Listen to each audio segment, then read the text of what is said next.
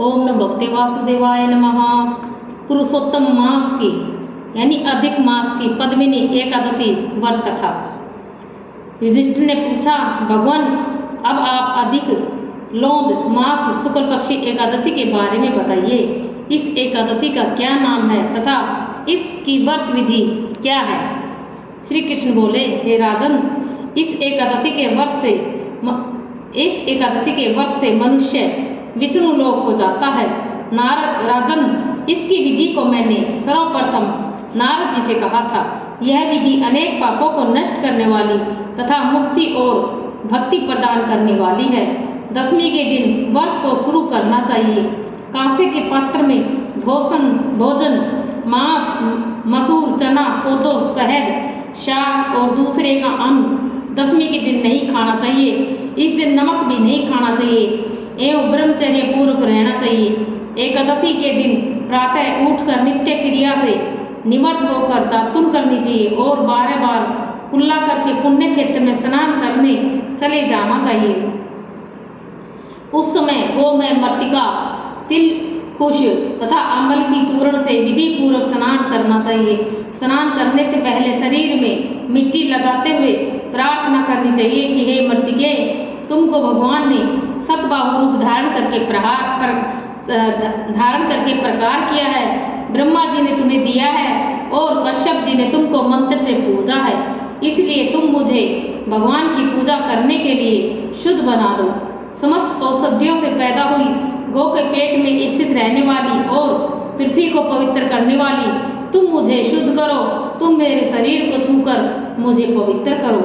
हे शंख, हे चक्र गदाधारी देवों के देव जगन्नाथ, आप मुझे स्नान के लिए आज्ञा दीजिए।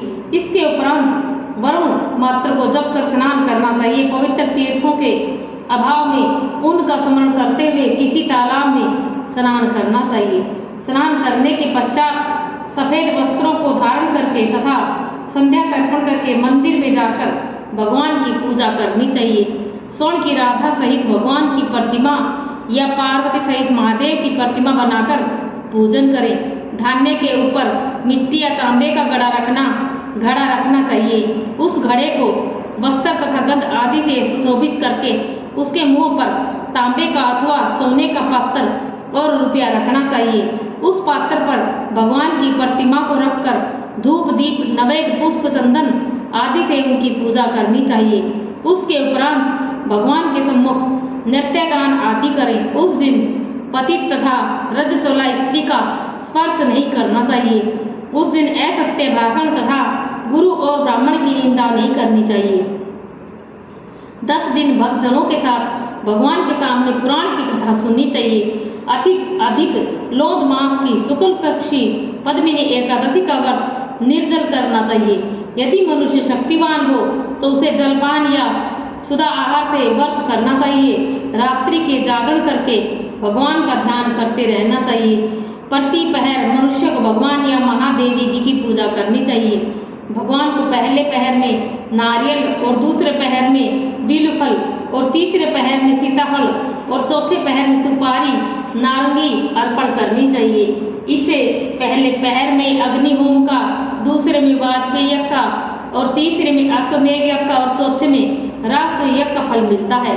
इस फल से अधिक संसार में न कोई यज्ञ है, न कोई विद्या है और न कोई तप है और न ही कोई दान है। एकादशी का व्रत करने वाले मनुष्य को समस्त तीर्थ और यज्ञों का फल मिल जाता है। इस तरह से सूर्योदय तक जागरण करना चाहिए और स्नान करके ब्राह्मणों को भोजन कराना चाहिए। सब पदार्थ भगवान की प्रतिमा सहित ब्राह्मण को देने चाहिए। जो मनुष्य विधि पूर्वक भगवान की पूजा तथा व्रत करते हैं उनका जन्म सफल हो जाता है और इस लोक में अनेक सुखों को भोगकर अंत में विष्णु लोक को जाते हैं। हे राजन, मैंने आपको एकादशी के व्रत का पूरा विधान बताया है। जो पद्मिनी एकादशी का भक्ति पूर्वक व्रत करते हैं, मैं उनकी कथा को कहता हूँ, उसे ध्यान पूर्वक श्रवण कीजिए। यह सुंदर कथा पुलस्त्य ऋषि जी ने नारद जी से कही थी। एक समय कीर्तवीर्य ने रावण को कारागार में बंद कर रखा था। उसको पुलस्त्य जी ने कीर्तवीर्य की विनय करके छुड़ाया था।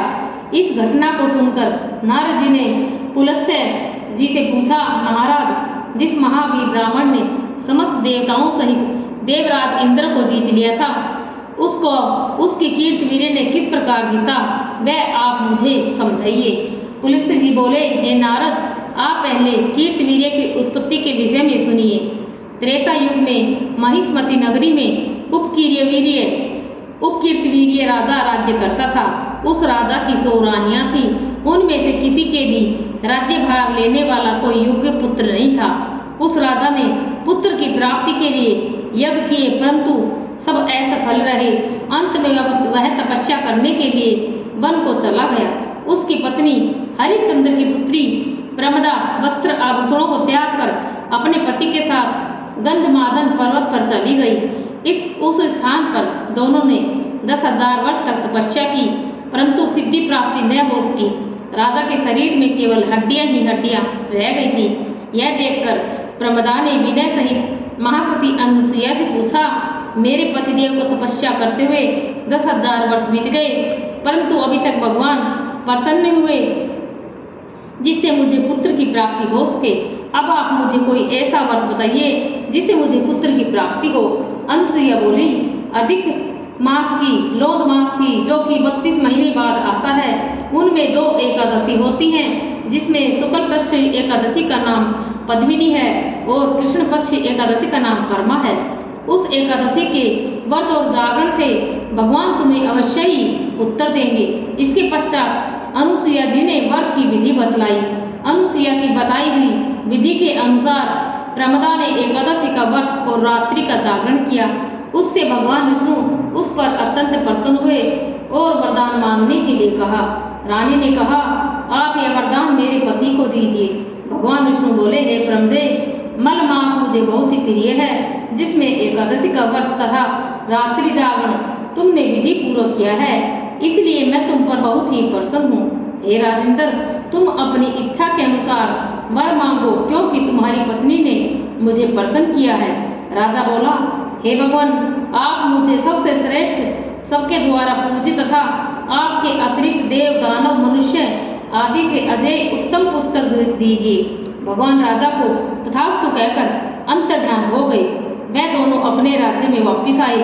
उन्हीं के यहाँ कीर्तवीर्य उत्पन्न हुए थे। वह भगवान के अतिरिक्त सबसे अजय थे। इसी से उन्होंने रावण को जीत लिया था। यह सब पद्मिनी के व्रत का प्रभाव था। नारद जी से इतना कहकर पुलस्त्य जी वहां से चले गए। भगवान बोले, हे महाराज, यह मैंने अधिक मास की शुक्ल पक्ष एकादशी की व्रत कथा कही है। जो मनुष्य इस व्रत को करता है वह श्री विष्णु लोक को जाता है। एकादशी व्रत कथा का सार, भगवान सर्वशक्तिमान है। वे दुर्लभ से भी दुर्लभ वस्तु देने में समर्थ हैं, किंतु भगवान को प्रसन्न करके अपनी मनवांछित वस्तु प्राप्त करने का मार्ग मनुष्य को ज्ञात होना चाहिए। पद्मिनी एकादशी भगवान की प्रिय तिथि है। जब तप से भी अधिक प्रभावशाली इसका व्रत व्यक्ति को दुर्लभ वस्तु प्राप्त करा देता है। ओम नमो भगवते वासुदेवाय नमः।